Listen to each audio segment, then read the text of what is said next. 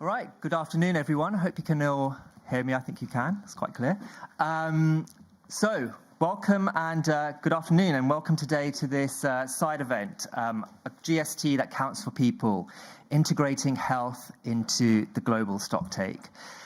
This event is co-organised by the World Health Organization, the London School of Hygiene and Tropical Medicine, the Wellcome Trust, and the Global and Health Alliance. My name is Shiv Vashisht. I'm the team lead for content at the UN Climate Change Secretariat. And it's a pleasure to be joining today's panel of distinguished experts to explore the links between climate change and health. I'll introduce them individually in a moment, but first, just a few words.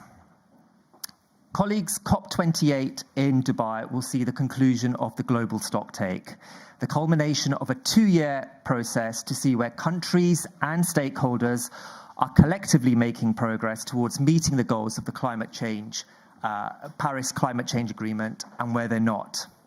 A moment of truth, so to say. The GST looks at everything related to where the world stands on climate action and support, identifying the gaps, and working together to chart a better course forward. This SB meeting in Bonn will also mark the point at which the technical phase of the GST concludes, and we transition to the political phase with COP28 in our sights. So where does human health fit into all of this? The right to human health was recognized in the Paris Agreement, and climate change, as we know, presents risks to health. So our adaptation efforts must build resilience in health. Mitigating climate change, of course, will also prevent these health impacts, but also produces health co-benefits of its own. Think cleaner air, and we'll be hearing more about that at today's session. So to say, human health is yet another reason to drive forward climate action and policy. And we see this theme gaining greater prominence in narratives around climate. COP28, for example, will see the first thematic day dedicated to health and climate. So today is a timely moment to explore how to factor health into the global stocktake and climate action more broadly. Colleagues, it's a great pleasure to introduce you to our panel today.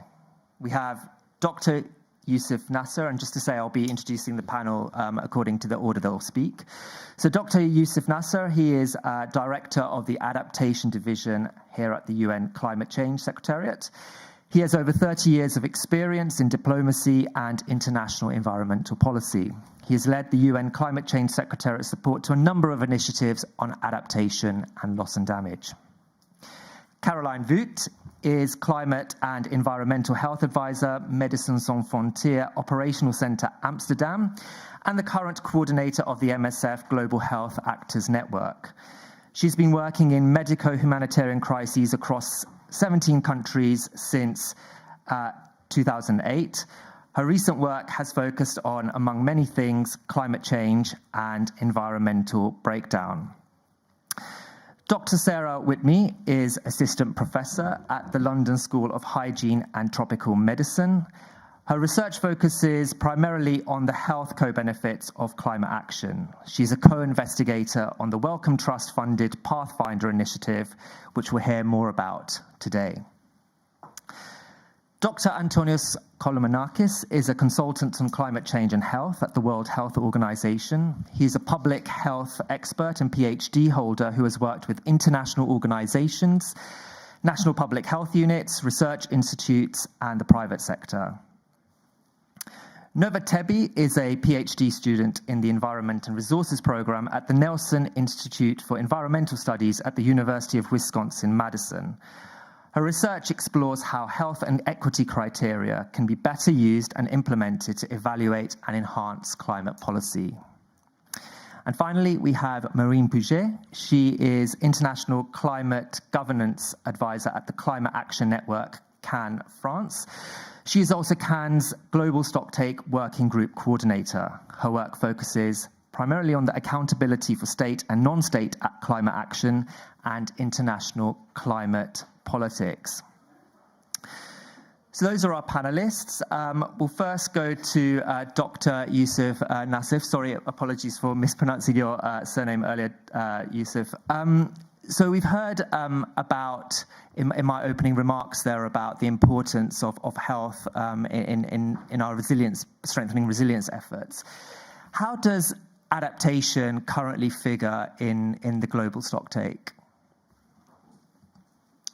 Thank you, Shiv, and thank you for inviting me to this event. And I'll try to make my intervention in a way that would not overlap with what we'll hear later from colleagues here. So I'd like perhaps to focus on the bigger picture, on the GST and on adaptation, where we're coming from, where we're going to, before we get into some detail. So some of you may know that when we adopted the mandates for the global stocktake in the Paris Agreement, the idea was that this would be a modality to every 5 years reflect on the gaps that we're seeing in the main areas of the stocktake: mitigation, adaptation, means of implementation, and then you have the cross-cutting themes of loss and damage and response measures. And the idea there was that once you are able to articulate the gaps, somehow the world would spring into action and enhanced ambition as a result of that assessment. We're a bit less optimistic now in that the identification of gaps would result in that automatic enhancement of ambition, because we've seen in other cases where we got the synthesis report from the nationally determined contributions, for example, that a bit more is needed than just to say this is the gap and here's where we succeeded and here's where we failed. And so the question is, how can the GST, knowing that the sense of urgency has changed from 2015 till now, how can it then give direction to subsequent action beyond just identifying gaps? And that's sort of the divergence that we have from the expectation in 2015 from what we have now. Now, the second thing that makes health a bit different in this global stocktake, because much of the health action supporting the resilience of countries in the health sector and being able to respond to the impacts of climate change and health is that we have a mitigation goal that is very well defined in the Paris Agreement, so 1.5 degrees or well below 2. Then we have a finance objective of 100 billion, which would be ramped up in the context of negotiations on the new quantified goal. But then we don't have a similar thing for adaptation. So in parallel, we have negotiations on what's called the global goal on adaptation, trying to make sense of where we should be in adaptation eventually. What does it mean to become adapted? What does it mean to become resilient, including for health? We know what it means to achieve zero emissions, but a similar articulation in the area of adaptation is still to be defined. It's very complicated. You can't just reduce a state of being adapted to one number. And so the issue here is that Shiv mentioned that the GST will sort of, the current round will reach completion in Dubai, but also the discussions on the global goal will reach completion in Dubai in parallel with the time that the GST should finish. So at this point in time, when we reflect on progress in resilience, it's just where we are today compared to yesterday, not where we are today compared to where we should be. So we could be very happy that we increased resilience by X%, but that really doesn't give us much of an indication of how much further we need to be. Having said that, I think we're at a crossroads now in terms of where we have been and where we're going. We've completed the Paris Agreement rulebook. We are starting to get this directional outcome from the GST in the next COP session. And as you know, it's a 5-year process. So every 5 years, we give ourselves a report card on how well we've done or how badly we've done. And this will be sort of the pilot for that. The next time will be 2028. And the expectation of the world is that we're starting to move from incremental progress to transformational progress. So as early as 2018, 2019, the IPCC and then IPBES from the biodiversity side said that we need to transform. It hasn't told us how, but that we have a decade to transform. If we don't, then we're doomed by 2030. And so the thinking has to change towards that. And what does that mean in terms of health? And I think the answer to that question will come from my colleagues. But it's also a transition from piecemeal project-based thinking to more holistic thinking, that climate change doesn't occur in its own silo. We know it's linked to biodiversity, to oceans, to everything else. But also in the same way, health is quite cross-cutting within the range of climate change impacts that we are dealing with. So siloed thinking is no longer something that we can afford to do. And finally, a shift from short-term thinking to more long-term one. It's a bit of a buzzword, but in fact, I think we all know that much of our decision-making is plagued by both economic and political short-termism for a variety of reasons, and we tend to prioritize actions that can give us more instant gratification, immediate gains versus those that have longer-term gains. So in climate change, that's a fact, but also in health systems. And we look at health policy over the past decades and find so many examples where health has produced behavioral change in spite of that short-termism and in spite of commercial interests standing against the possibility of health policy changing behavior. And I think as we move forward, it would be really important to get some of these experiences. How has the health sector managed to change all kinds of mindsets and behavior, all the way from tobacco control to seat belts, to how to deal with pandemics, to HIV, AIDS, etc. And what are the lessons that we can take there and then apply to climate policy in a way that helps us frame the situation better? I mean, there's no question that we're at a stage where a mindset shift is needed. We know what the science says, we know what the commitments say, we know that in mitigation, for example, we're supposed to reduce emissions by 43% by 2030 compared to 2010, and yet the promises, not actually the actions, but just the promises, are to increase emissions by 10.6% by 2030. So how do we then use the experience from the health sector, where I think we've had the most examples of success in such mindset shifts, and inject it and replicate it or localize it to the climate change problem? And I know I'm talking more about the future. It's more forward-looking. It's very easy to talk about the past and tell you all the examples from countries of what they're doing and the impacts and what the IPCC says about health and climate change, but I'm sure you know all these things more than me. So I'm trying to open up a new avenue for thinking and how we can benefit from the experience of the health sector, both because of the examples we have and the lessons to be learned, but also because of the centrality of health across all hydrometeorological hazards and sectors. And so it's right at the middle there of anything that we do in relation to water, to food, etc. And thinking of that systemic and even paradigmatic transformation that has to be sped up within the next year, because doing things in the same way is not likely to result in a different outcome.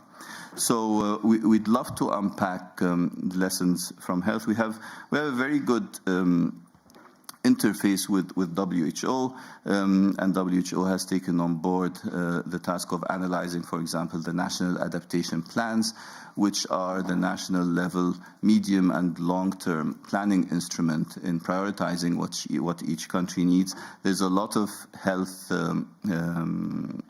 mentions in there, and so health is always one of the highest priorities, both in our national adaptation plans and national communications, in the even in the long-term emission reduction strategies.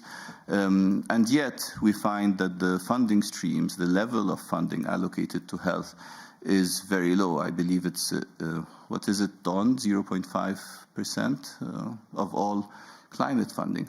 So there's, again, that mismatch between intent and between action. It's almost like the plus 10.6 versus the minus 43%. And again, a mindset shift is needed, and a fresh injection of new, probably multi-stakeholder initiatives that should be spearheaded by the UN system in seeing that whatever we've had now operating in silos, dealing with these issues merely as instruments of incremental progress, and lauding how far we've progressed compared to the past without really seeing the massive gap between where we are and where we need to be. This has to be what drives us to accelerate and to shift our paradigm to a different level of action. And so I hope that with this event we can tweak a bit the way we're thinking of things and find new bridges between different agencies, whether health-related or not, because as we've said, health is not just a health thing. Health is an everything thing. And so with this, let me hand back to you, Shiv, and thank you very much once again. Thanks, Yusuf. That's really helpful framework for as we proceed with this discussion today in terms of like framing our thoughts as we move forward. We're going to come now to Caroline Voot. Caroline, I said in my bio, in my explanation of your bio earlier, that you've lived in 17 countries. So I guess you've got a good sense of which health losses and damages we're seeing around the world. Can you maybe talk us through those, and also perhaps give us a sense of how we can kind of progress in reducing these losses and damages and have these reflected in the GST? If I get my mic to work. Use mine. Okay, thank you. Thank you. Yes, hi. Good afternoon to everyone, and thanks very much for having me on the panel. Yes, I've been asked to speak a little bit from the perspective of an organization such as ours that works across medical and humanitarian spectrum on what we're seeing at national and community level, and to the best of our ability, maybe speak about some of the challenges we're seeing in quantifying health losses and damages and how we can progress, as you mentioned in the Global Stocktake. It was very hard to choose one example, so I'm going to choose a trend, actually, and speak to the realities happening in quite a few countries in East and Central Africa at the moment, where essentially we are seeing, both in terms of extreme weather events, but also in terms of slow onset events, a shift in the seasonal cycles that we've gotten used to over the past decades, to an alarmingly increased frequency and severity of events, and the health emergencies that happen either during or after. They're now becoming concurrent, they are compounded, they give people no chance to recover in between, and they're really eroding coping mechanisms, which increases the multidimensional poverty and vulnerability of the populations living in different places. The main thing I think many people have heard through news outlets and so on is many countries were seeing consecutive failed rainy seasons, droughts. This then ends up with long-term desertification, issues of water scarcity. When people face issues of water scarcity, they tend to move to find access to water elsewhere. The water that is found is usually from an unsafe source, which usually results in outbreaks of diarrheal disease, such as acute watery diarrhea or cholera. In addition, when you face prolonged seasons of drought, you have desertification. This impacts the quality, quantity, and diversity of food that can be grown and is available to the population, which contributes to underlying chronic or acute malnutrition baselines. When people are faced with both food and water security, there's a tendency to move to find them elsewhere, which tends to end up with populations converging in certain areas where they can access these, either city centers or around spaces where they can find assistance.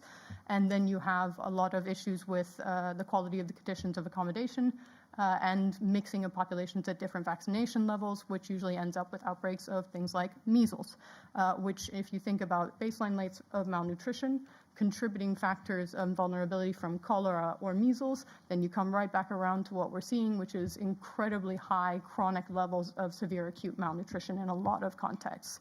I will add to this the mental health impact of losing your home and way of life, which is the reality for quite a few populations that find themselves in this context.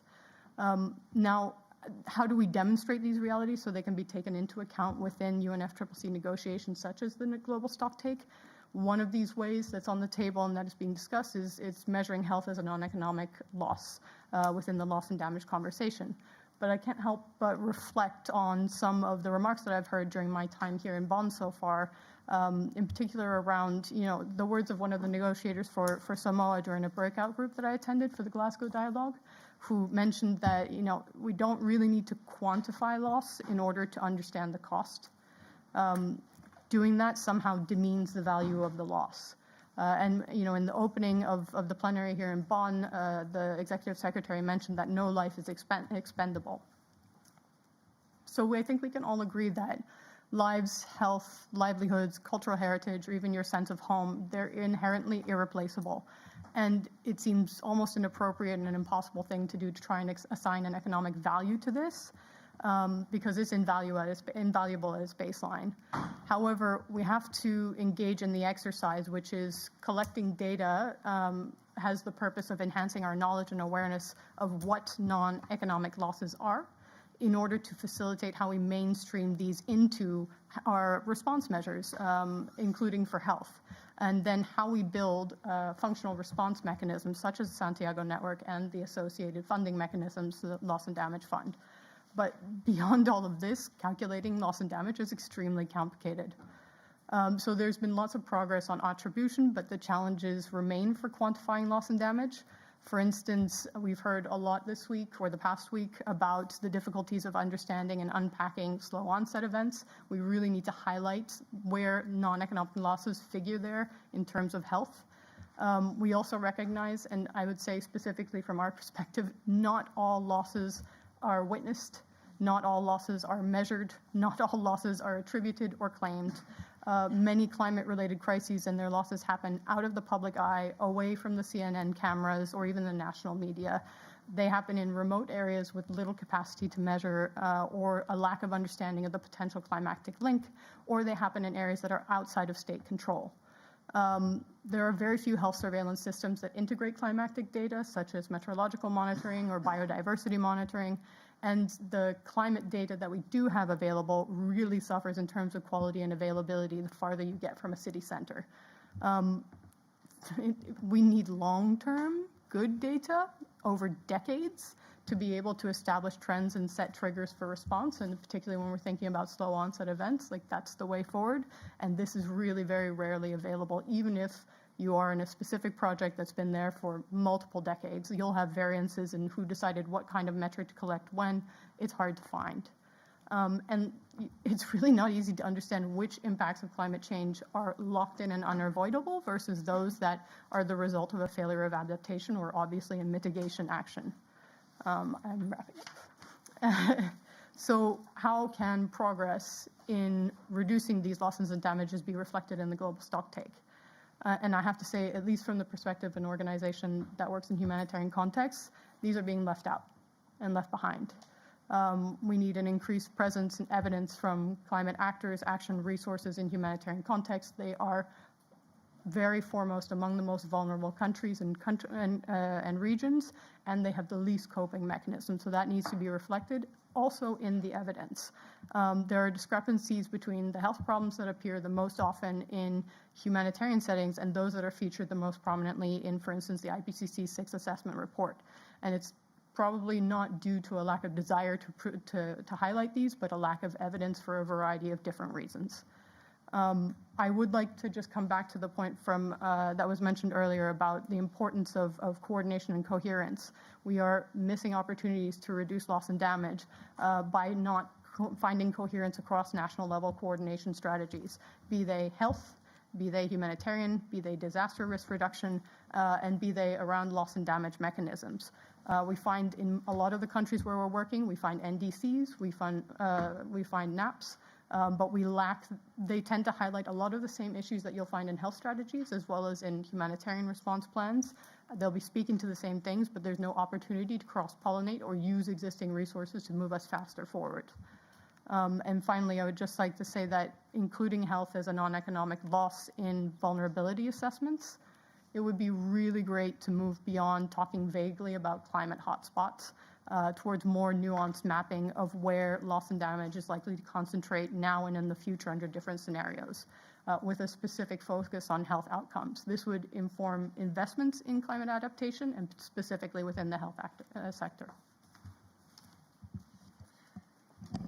Thank you very much, Caroline. I think that's a very worrying picture you paint there, but it's also nice to also hear kind of some of the solutions and proposals to move forward. So we've heard the kind of adaptation aspect in the discussion so far. I'd like to now pass the floor to Dr. Sarah Whitney to talk more about perhaps the mitigation co-benefits that I was also referring to earlier. And also, as I mentioned in the bio, Sarah is a co-investigator at this Pathfinder initiative. So Sarah, why don't you take the floor and tell us a little bit more about that? Thank you. Thanks, Shiv. Yeah, as you said, I'm going to give a sneak peek into some of the findings from the Pathfinder initiative, which is a project focused on climate mitigation and quantifying health co-benefits, which is due out as a Lancet Commission report, hopefully later this year. And Nova is going to follow up after me talking more about the GST, but I'm equally interested to open a dialogue with anyone here or online about how to start to integrate some of these findings better into the GST as well. So I'm sure many of you here know, in addition to sort of guarding against the long-term impacts of dangerous climate change, there are many sorts of potential health benefits that can occur in the short term from well-designed climate mitigation actions. And we call these health co-benefits. They can be realized in many different sectors: buildings, industry, energy, transport, food, agriculture, and they can be things like improvements in both physical and mental health and across a wide range of sorts of health outcomes. As importantly, quite often reductions in the incidence of many non-communicable diseases, such as some of the ones listed here. And I think it's really important to try and grasp the scale of the opportunity. And when we think about the way that we live in the modern environment, the choices we make, our consumption patterns, and how those affect the environments we live in, between modern food production systems and the burning of fossil fuels for things like energy and transport, it's nearly 90% of global greenhouse gas emissions, as I'm sure most of you know. But these systems also have really big impacts on human health. If you think about things like air pollution, recent estimates put the impacts of air pollution at around 3.6 million deaths per year. Physical activity can be attributed to around 5 million deaths per year, linked to things like coronary heart disease, type 2 diabetes, and certain sorts of cancers. And 11 million deaths a year have been linked to different sorts of diets, including those low in intake of fruit and veg and high in processed meats. A recent study estimated that if just 9 countries implemented actions to reduce emissions in line with Paris Agreement goals, you could save 5.9 million lives per year through diet change, 1.2 through cleaner air, and 1.1 million lives saved per year as a result of increased physical activity. And that's just from 9 countries, very large representative countries, but it could be significant. It's worth just noting that there is some overlap in those estimates in terms of the numbers of individuals, so you wouldn't end up, they're not additive, but I think you can get the idea that there is a huge opportunity there from accruing health benefits from mitigation. So really what we've tried to do at the Pathfinder initiative is to assess both the modelled and implemented evidence of climate mitigation and health. To do this, we started by conducting an umbrella review, which was basically a review of systematic reviews on mitigation and health.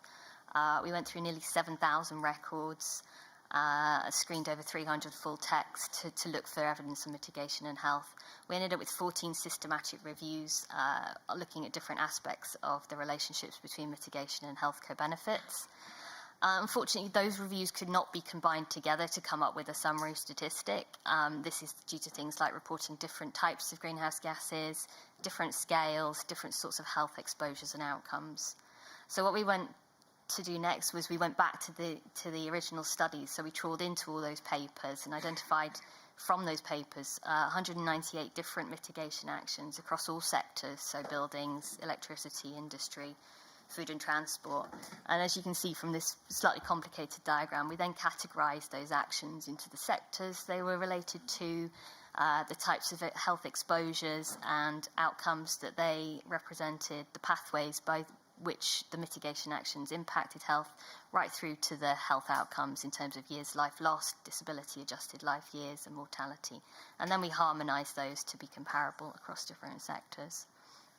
And this is a bit small and complicated, but basically what you see is on the right and with the different colors is that for different sectors, on the right-hand side, this is change in years life lost. So the bigger the bar, the bigger the impacts for health. And on the left-hand side, you can see a scale of emission reductions. So the bigger the bar on the left is the bigger the emission reductions. And you can see that there's quite a big variation in climate and health benefits depending on the sorts of actions that you pick, and sometimes depending on the country context. So even within sorts of actions, you can see variation between different countries. This isn't surprising. This can be caused by things like the environment before an action's taken, such as level of air pollution. But we do see some really significant benefits for things like implementation of clean cook stoves. We see big health benefits, some quite big impacts from diet, so changes in diet to more sustainable, healthy diets have big impacts for health. And obviously we see quite big impacts from electricity generation, so moving towards renewable energy, and that's impacting through reductions in air pollution on health. We also saw quite big impacts in reductions for multi-sectoral actions, and these are things like different sorts of carbon taxes or methane reduction across different sectors. And we've seen quite big benefits within the transport sector as well, but these studies are mostly at very small scale, so would really need to be scaled up and take a systems approach to look across a whole system to see the scale of impact that you would want to see. And that was just the modelled evidence. So we also decided to look through the grey literature. We did a call for evidence and engaged with a number of partner organisations such as CDP, C40 Cities, to see what was actually happening. So beyond the model evidence, what's actually happening in the real world. Unfortunately, there's a real lack of quantified evidence when it comes to implemented action. So while the theoretical evidence is very strong, what's actually been monitored and measured in the real world and undertaken, it's very hard to find quantified evidence of the success of those actions when they're implemented. There are some really interesting small-scale studies, and what we're going to try and do later this year is to publish these on a website, the Climate and Health Evidence Bank, and to really share best practice, to inspire people and engage them and try and accelerate action within different sectors. This will be some of the key recommendations from Pathfinder. Basically, I think we can see that there are potential for major health benefits, but we're really not capitalising on some of those opportunities at the moment. Health co-benefits are delivered through three main pathways, so through reductions in air pollution, healthier diets, and increased physical activity through things like increased public transport. A lot of the evidence, as I've said, comes from modelling studies. There's some real gaps, things like nature-based solutions. It's really hard to get good evidence on, and things like sanitation with lower greenhouse gas emissions would be really useful to be able to share examples as well. As Yusuf said earlier, I think one of the real gaps as well is in terms of case studies and examples of implemented transformational change or people taking systems approach. Because there's very little evidence on some of the trade-offs that we'd like to be understanding better and some of the synergies between these different sorts of actions. And what we'd like to do next, so we're kind of coming to the end of our phase one for Pathfinder, but we're going to propose that a new coalition of organisations And what we'd really like to do with this Coalition for Climate Action and Health is to get organisations, cities, governments to commit to implementing rapid reductions from greenhouse gas emissions, commit to using systems thinking and implementation science to really use the best practice to inform the actions they take, and then to monitor and measure, because we can't know if we're being successful without that. And to really, the aim for Pathfinder will be to support those organisations through ongoing assessment of actions, and helping them to undertake regular measurements and reporting, and really sharing mutual learning as well, because it's a good, not just successes but failures as well, which is a real challenge. But hopefully, with that engagement, people can sort of share what's gone wrong in a non-judgmental way, and then reporting annually on progress as well, so we can see that these are going beyond greenwash actions to things that really can make a difference. Thanks. Thanks, Sarah, for talking us through those co-benefits. Really fascinating. And linked to that, we'll come to you, Nova, to talk about how the kind of health and equity co-benefits, some of those that we've heard there, could be included into the global stocktake and national action. Over to you. There we go. Thank you so much. Hi, everybody. My name is Nova Tebi. I am a PhD student at the University of Wisconsin-Madison, working with Dr. Jonathan Patz.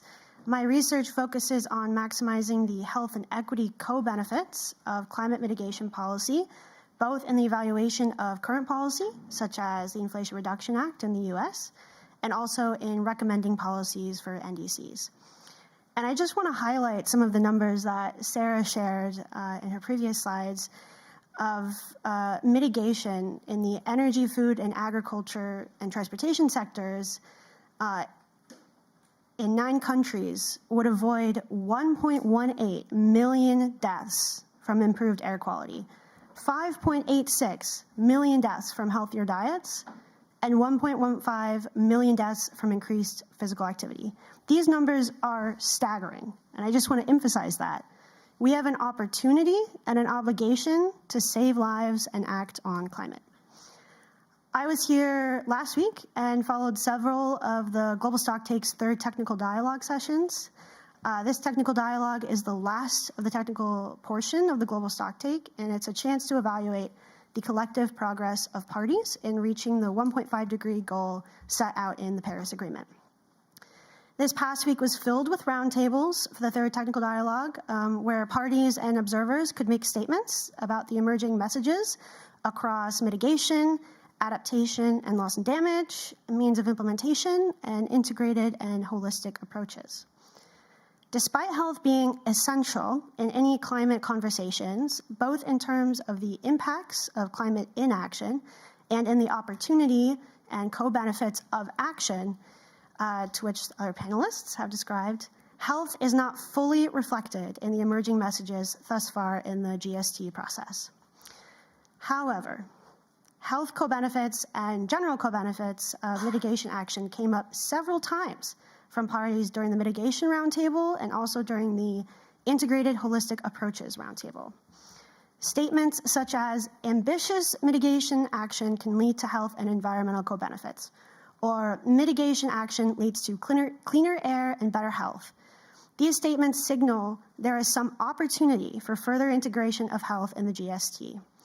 More emphasis on the health co-benefits and impacts of climate change is needed to help center this narrative for the right to health, a human right which is recognized in the Paris Agreement, and also a clean, healthy, and sustainable environment, which is also a human right recognized in the Sharm el-Sheikh Implementation Plan. During the SP58 conference, the GST will move to the political phase with a final political outcome to be drafted during COP28. And while I don't want to comment on what this outcome should look like or include, I do want to highlight what parties were saying during the joint contact group sessions last week during this transition to the political phase. There were many calls by parties about the need to have a section on concrete solutions and next step parties can take to deliver the Paris Agreement, including how to ramp up ambitious mitigation action. Other calls wanted guidance and some next steps. This signals an opportunity to showcase what climate mitigation policies can look like that maximize health and equity co-benefits while also being ambitious towards climate action.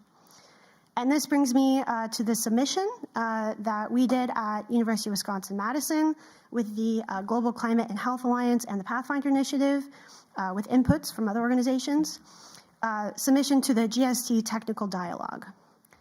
Our submission identifies specific mitigation policies in various sectors, such as energy, transportation, the healthcare sector, with the potential and opportunity for health and equity co-benefits using detailed multi-goal policy criteria. The goal of this submission was to show how the integration of these policies into NDCs will not only accelerate emissions reductions, but will also protect and promote health and equity, provided they are implemented rapidly and with attention to justice. We evaluated policies based on specific health criteria, which many came up in Sarah's presentation, such as reducing air pollution, enabling healthy habits, and improving mental health and well-being.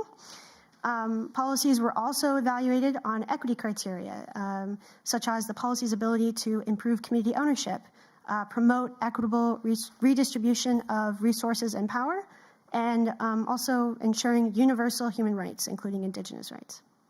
And I just want to highlight some of these policies that were included in the submission that maximize health and equity co-benefits. So in the energy sector, I want to highlight fossil fuel phase-out plans. These plans should outline how to gradually eliminate fossil fuel subsidies while also incentivizing accessible renewable energy, especially for low-income and frontline communities. Phasing out fossil fuels would prevent 3.6 million deaths annually from air pollution reductions. As fossil fuels are phased out, you will see other health benefits, such as improved air quality and reduced incidence of cancer and cardiovascular disease. Not to mention the benefits to those communities who live near fossil fuel plants and experience the most health burdens from air and water pollution. For the agricultural sector, I want to highlight community and urban agriculture, which can be used to incentivize local food systems and can lead to better access to healthy foods and enhance food security, while also reducing the heat island effect in urban areas.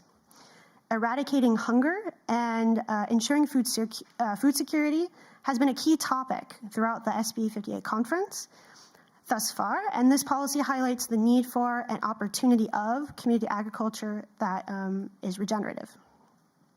For the transportation sector, I want to highlight Complete Streets, which is an urban design process that prioritizes pedestrians, bikes, and public transportation for urban mobility as opposed to dependence on personal vehicles. And this can include spacious sidewalks, clearly marked bike lanes, priority lanes for public transit, and pedestrian and bike-only streets. The health benefits of prioritizing active modes of transport include an increase in physical activity, reduction of mental health burdens such as depression and anxiety, and also a reduction in the risk of cardiovascular diseases. And it also just happens to reduce air pollution from a reduction of car use and can improve the health of communities who live near busy car-centric streets like highways. All of these policies point to a very clear message. Climate action offers a substantial opportunity for health and equity. Policies for ambitious climate mitigation can yield substantial health and equity co-benefits. And any concrete solutions or ways forward that may come out of the GST process should highlight this opportunity to improve public health and justice. And with that, thank you, and I put it back to you. Thank you very much, Nova. Also, thank you for talking us through how you would operationalize potentially some of those co-benefits that we've heard about. Next, we'll come to Dr. Antonios Kolimanakis. Dr. Antonios, what role does the health sector play in climate action? How do you see, or how can we expect health to be integrated into COP28? Thank you so much. So first of all, I think we all agree that we have the opportunity to hear very interesting interventions. And I would like to start by saying that the role of the health sector within the climate agenda is based, of course, on the detrimental and unquestionable scientific data that prove the consequences of climate change on health. And these, of course, relate to the direct impacts of extreme weather events. Might this be cyclones or might this be extreme heat and droughts?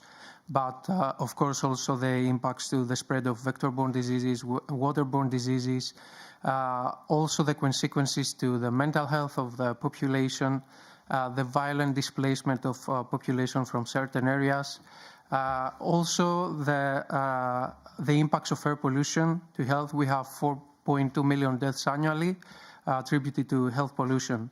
Therefore, all this data turn us back to a very simple and common sense statement, which is that the climate crisis profoundly is a health crisis. And it is in this respect that WHO's position to all these processes is not only justified, but it is with a high responsibility that we are called to intervene and support all these important endeavors that are being followed within the global climate and health processes, within the COPs, within the global climate and health agenda. I must say that WHO has been consistently active within the years to support the direct and indirect needs as reported by different countries, by different regions on climate change and health. But the COP26 has been a milestone year for the global community in terms of climate and health, because it was the year that one of the most active years one of the most strong years where the WHO and the global health community raised their voices. And this was evidently apparent in the launch of the COP26 special report on climate action, which incorporated a set of recommended actions to face those severe consequences. In addition, this led to a very important initiative, which has been initially supported by the UK presidency and the UK government, which is the COP26 health program.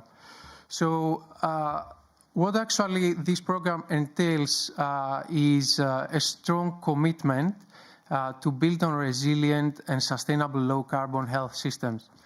So since 2021, there have been actually 69 countries so far that have submitted their high-level commitments, signed at the highest level of their ministries of health, which incorporate a set of specified actions to actually support on building resilient and low-carbon health systems. All these mechanisms is now globally monitored through the initiative of the ATTACH, which stands for the Alliance for Transformative Action on Climate and Health. It is a process which is supported by WHO and also actively, first of all, supported by the UK and the Egyptian governments as co-presidency constituencies of the two previous COPs.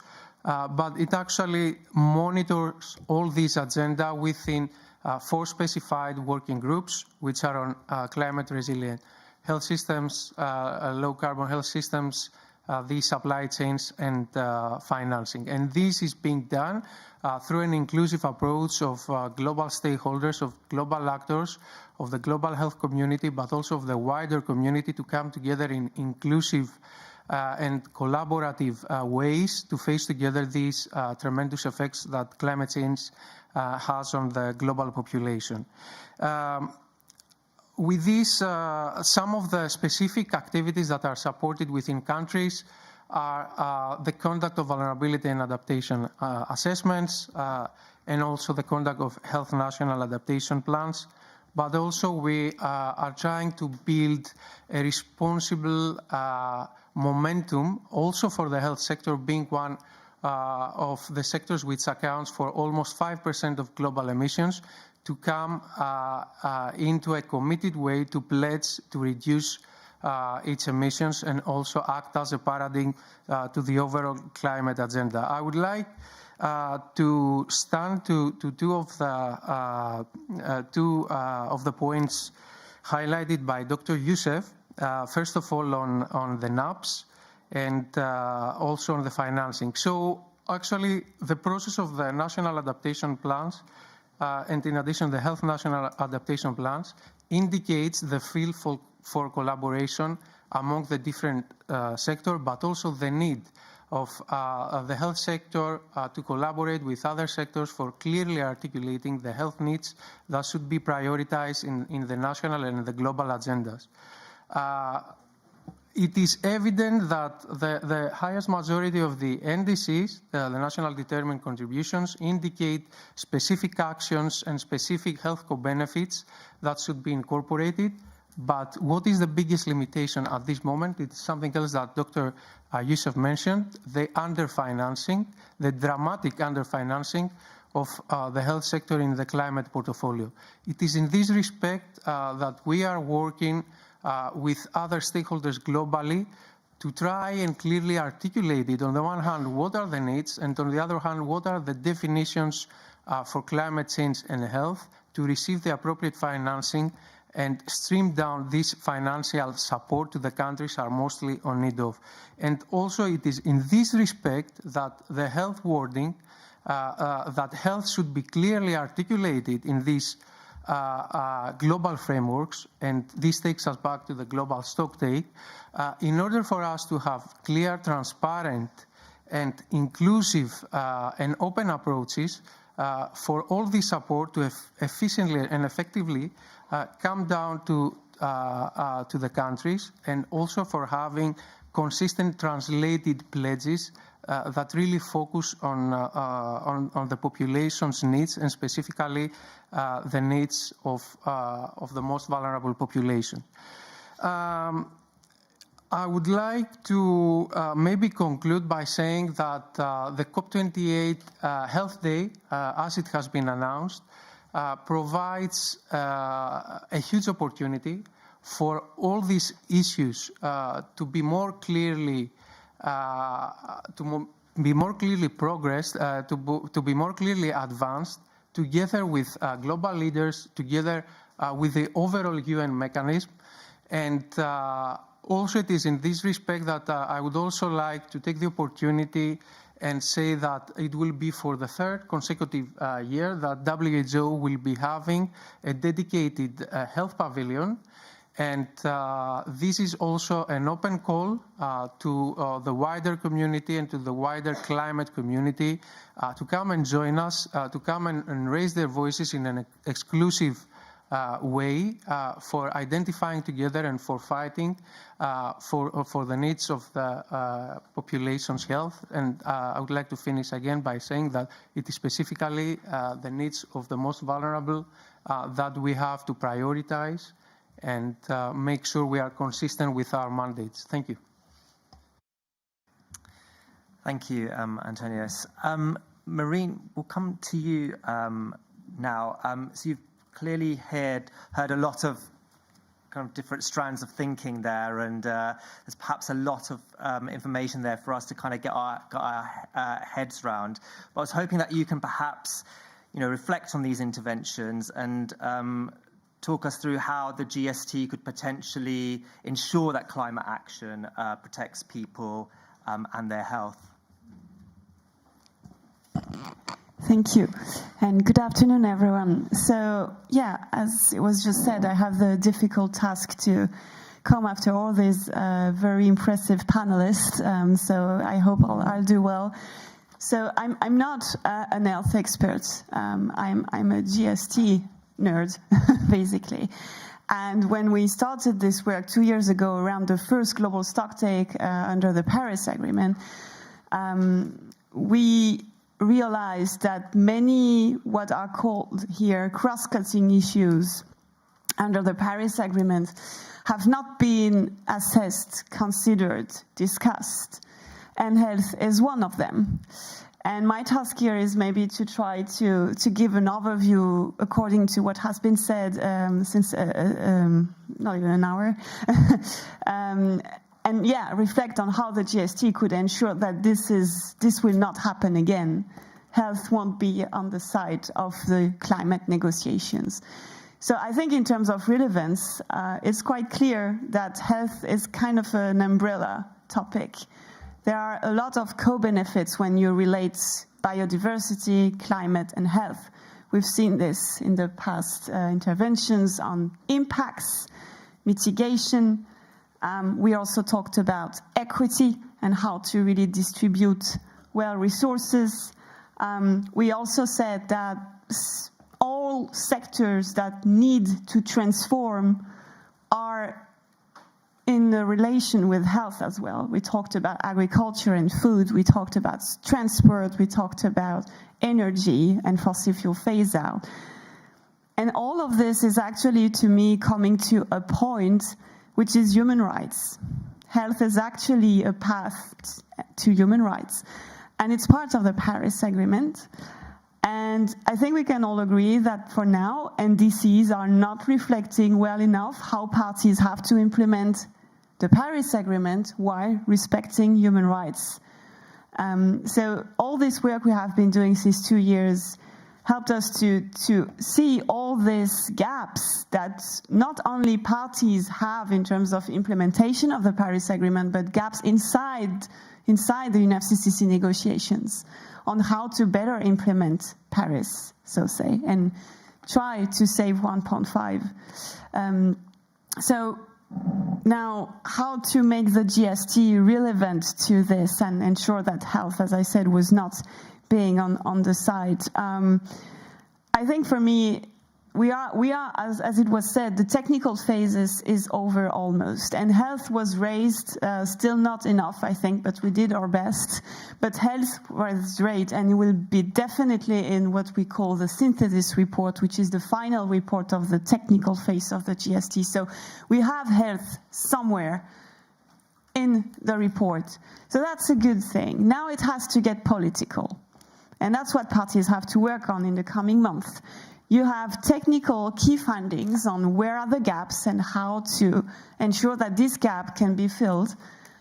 And parties have to commit to this for the next NDCs. And I guess in these gaps, in this very political declaration of the GST that we should have at COP28, health should be there. Not just as a footnote, like considering all cross-cutting issues such as gender equality, health, human rights, and ecosystems protection. No, that's actually a whole pillar that could be there, and where we could have really some concrete measures on how NDCs could better report on health policies of countries. And maybe my last point I want to say, next to the outcome and where the GST could be useful to really have the health sector better embedded in the UNFCCC sphere, I think it's interesting to look at the process itself. I mean, it's not new that health is relevant to climate change, right? But it's coming since only 2 years approximately, or a few years in the discussions at the UNFCCC level. And I think it's because we approached the GST with a different philosophy almost as the other negotiation items. It's not an item where parties are sitting in the room and observers don't speak, and we wait for the end of the hour and that's it. No, it's actually an item, a negotiation item, where everyone could speak and everyone could set submissions, everyone could be at the table, and that's where these cross-cutting issues could be raised. And I think this is also an important message for the coming years. We can't implement the Paris Agreement by staying only on the negotiation track. We need also the implementation track. And to have this, we need several experts from sectors that were not represented yet to be on the table and be able to speak. So I guess another key takeaway from the GST is also to reflect on how we work together in this UNFCCC sphere and how we ensure that these kind of sectors, such as health, can be really better represented and not be only observers in the room, but can speak and really contribute to the co-design of the implementation of the Paris Agreement. I'll stop there so that we have time for questions, and thanks for listening to me. Excellent. Thank you very much, Maureen, and well done for trying to synthesize all those views that we've heard. I think you've done a really good job there. Yeah, from my perspective, also trying to get my head around some of the different kind of strands of thinking we've heard today. We've got a few minutes for questions. So, yeah, I open up the floor now. If you could please just introduce yourselves, name and just organisation, just so we have a sense of who you are. But yeah. And if your question is directed to someone, please also do indicate. Yes, please. Gentleman at the front. Gentleman at the front. Thank you so much to the distinguished panel members for taking us through this session, and we truly appreciate. I think one is a comment and a quick question. I had a chance, sorry, my name is Benson Simba. I work for the Pan-Africa Climate Justice Alliance, the technical leader for climate change and health. So I had a chance to sit in some of the submissions, interventions during the GST. And yes, for sure, we did see parties come and give submissions, and that was very encouraging for us. Because then, as a community, we felt that for sure we are gaining traction in terms of getting the attention of the parties and everyone else in terms of pushing this agenda. And so that was great, from that floor. But obviously, we can always do more.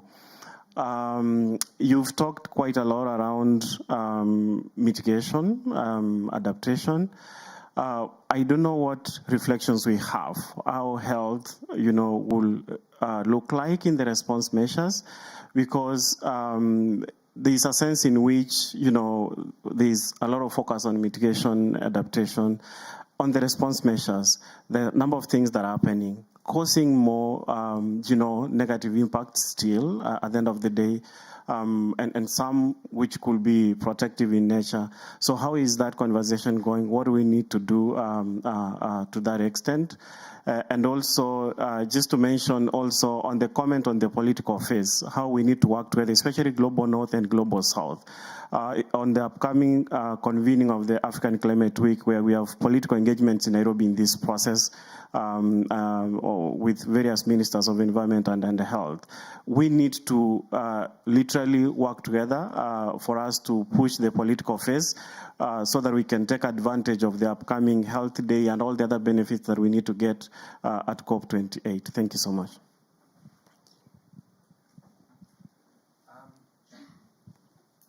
Should we perhaps answer that question?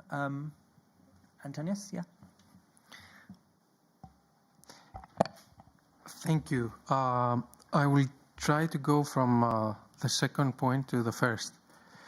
And indeed, what we have seen so far in the framework that I presented, the COP26 Health Programme and the ATACH, the Alliance for Transformative Action on Climate and Health, is that most of the countries that have committed to this program come from the Global South. So just for the case of statistics, Africa is actually, right now, the region with having the most countries that have submitted their commitments. And what does this indicate? It indicates the huge needs. And these needs are a result of if we take the example of Africa, the region that has the lowest emissions being the region that has the highest impacts in regard to the other emitting regions of the world, which is presumably the global north. So it is in this respect that all this call for action that comes through, of course, this program supported by WHO and being invited to the wider health community to raise a stronger voice so that there is an influence in the negotiations. There is a more clearly stated need on why we need to reduce the global emissions and why we need to take urgent action. Thank you.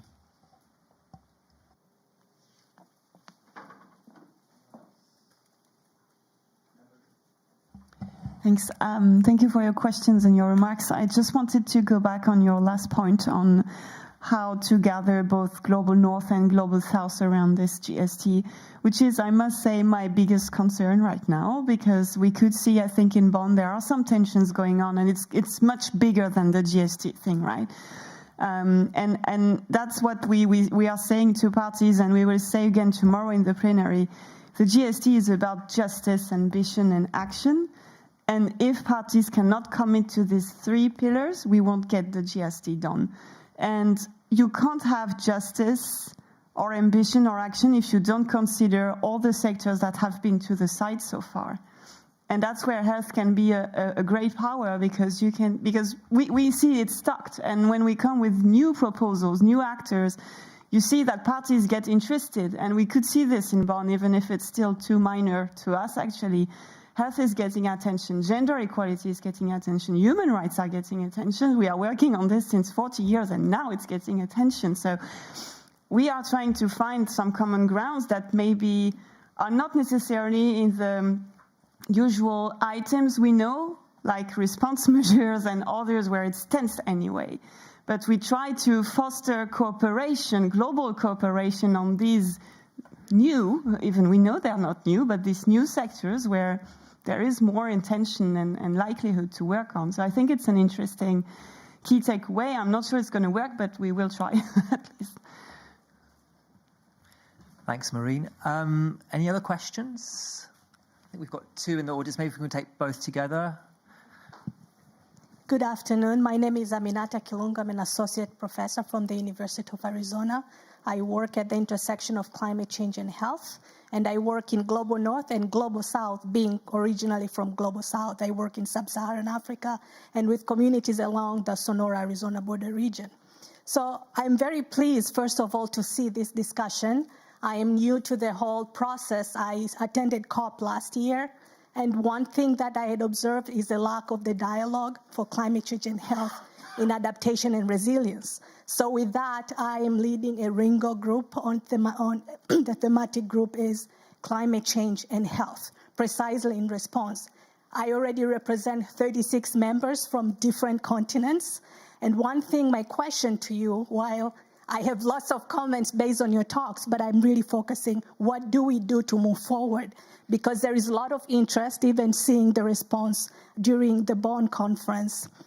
So as experts who are working, Dr. Wood, you mentioned and articulated very well what's happening, especially in Global South, and part of the same issues like natural disasters are also happening in the United States. So from perspective of somebody who is already working in the field, the quantitative data does exist. We can use proxy for data to show the economic loss and health. But when we think about Global South, collecting quantitative data is not realistic. That's just one of my many comments.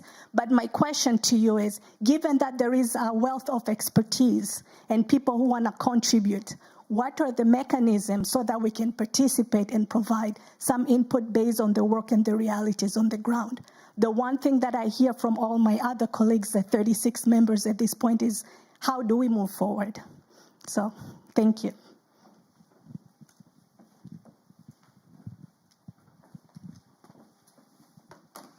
Yeah, thank you so much. And I'm Charles Kaviswa from Regenerate Africa. We intersect health and climate in our work. Very impressive conversation, but for me, I think we need very urgent medicine for the silo mindset. We are too departmentalized, right from the donor funding streams to the local government. Everything is in pieces, silos. If we don't do the system thinking, then we are going to be in trouble. So this is point number one, including the UNFCCC people who are here, because at this point, I don't think we have got any global major program that is funded by either GCF that is connecting climate and health. The other issue is at country level, what I'm experiencing, the capacity, especially from the health folks, is wanting. Because you even call them, invite the health ministry in a dialogue, and they leave disappointed by the jargon in the climate, and they don't want to hear the word climate, This alone makes them get upset. One of them actually moved out. But this capacity, if we are not like opening up the mind, then the health aspect of health component is always going to remain behind. The last one is country efforts matter. We have all these processes going on. Most of them have hinted on NDCs. We have the NAPs. Some countries, of course, have progressed on the health NAP, which are sector NAPs. But, of course, there are general combined NAPs going on. Is the health sector or health folks looking at that as windows, opportunities, or low-hanging fruits? Because if we don't have countries prioritizing health as an adaptation, then we can't tap into the funding. And it shouldn't be just like a mention that we have health somewhere. It should be given a very big portfolio. One example that we've engaged in at country level is the recent NDCs for Uganda. You have a whole page on health and all the health adaptation action is in that. So for me, it is just comments, but I think we are moving so slow. My friend from World Health Organization, the country WHOs are silent about this. I must be honest with you. You need to find a way of institutionalizing the health and the climate, even at the country level. We need space. As we generate evidence, we need higher platforms to inform the policy and advocacy. Thank you so much. Was there one more question next to you? Or maybe if we just take that as the last one, although there were a couple of hands. Very briefly, possible? Yeah, I'll be super brief. Hi, everyone. I'm Umnaya Omrani. I'm a COP27 President Youth Envoy and also working with the Imperial College as a Climate and Mental Health Fellow. My question is to Dr. Sarah specifically, but also to the rest of the panelists. I was very interested in the way that you mentioned how there's a lack of quantified evidence of the benefits of implemented solutions. I would like to ask you the way forward in terms of how to address this lack, but also as the Pathfinder gets published, how can we link the findings from this initiative with other important policy and evidence reports such as the IPCC, the Lancet Countdown, and also how can we translate the findings of these reports into the negotiations that take place here or at COP, but also at the national level to countries. Thank you. Sarah, do you want to come to that question first, and then we can take answer the other question about contributing to the process moving forward? Yeah, absolutely. Thanks, Sonia.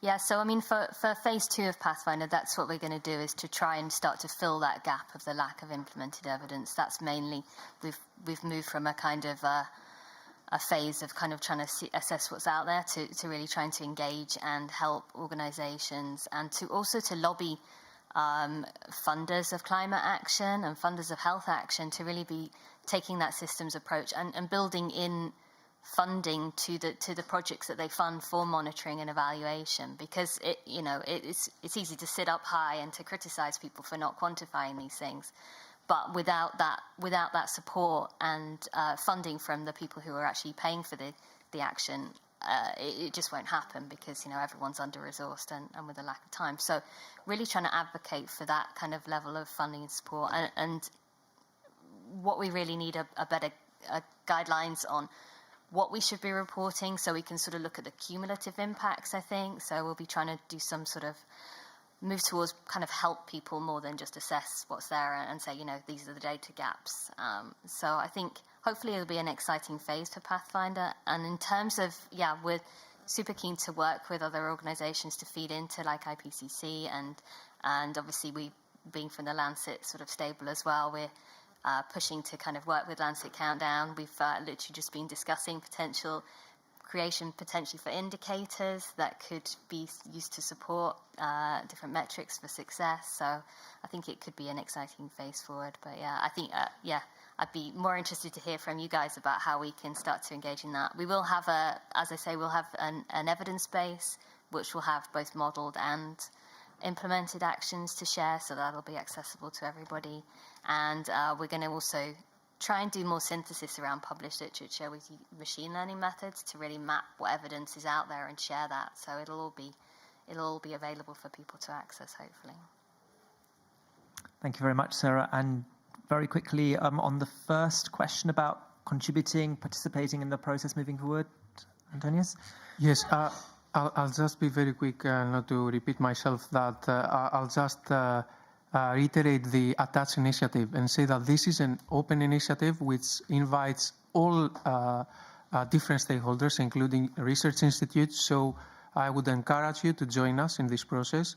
I would also like to reiterate that apart from the huge needs which have been outlined by the Global South, there is also a very big support from countries of the Global North. So this is a very inclusive process, which I would be happy to share more information with you on how you could be a part of it and contribute and support. Thank you. Thank you very much. I did notice there were some other questions in the audience, but please feel free to approach our panelists afterwards, and I'm sure they'll be happy to answer those. Before we wrap up, we are actually at time, but I just wondered if there were any kind of closing reflections from the panelists. I see, Yusuf, you have your hand. Maureen as well, perhaps, I see. So Yusuf, why don't we come to you, then we'll go around the panel. Thanks, Shiv. And I wanted to highlight one thing that perhaps not many are aware of, especially in terms of funding. And we've talked about many instruments and communication devices that countries agree and submit, NDCs, NAPs, LT-LEDs, etc. But it should be known that the national adaptation plans in particular have mandatory support envisaged from the Green Climate Fund. It's the only one that has that, not just for the formulation of the plan, but for the implementation of policies, projects, and programs. Not only that, but it's for expedited implementation. So that mandate is there. It's not waiting for approval, not waiting. It's not an altruism thing. It's an entitlement, and it is there in paragraph 46 of Decision 1 CP21 out of Paris. And so it's up to countries to prioritize health projects in their national adaptation plans in order to be able to access this. If that doesn't happen, it's very difficult to go and say no one's giving us funds for that. And so I think the starting point, and we've actually had trouble convincing countries to do their national adaptation plans, because there's a lot of competition from other documentation, other planning documents, etc., which probably have better advocacy in convincing countries to complete them. But this is right there. There's no policy change that has to happen for this support to be given. So I just wanted to bring this to the fore. We know in COP28 there'll be a ministerial on health, and that's a good opportunity to try to think of some global benchmarks, some global projects. And the affliction we have in this process is that we're trying to address a global issue through an international lens, not through a global lens. Hence you have these country differences, etc.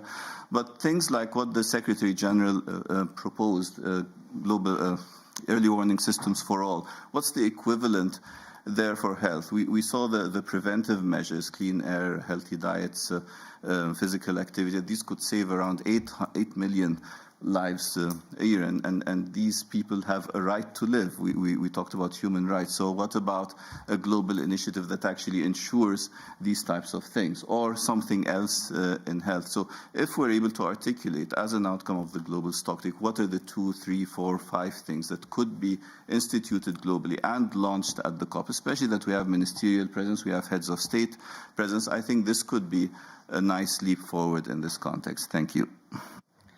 Thanks, Yusuf. Anyone else for brief concluding remarks? No? All right, we'll leave it there then. I think we've covered a lot of ground in today's discussion. I found it very insightful.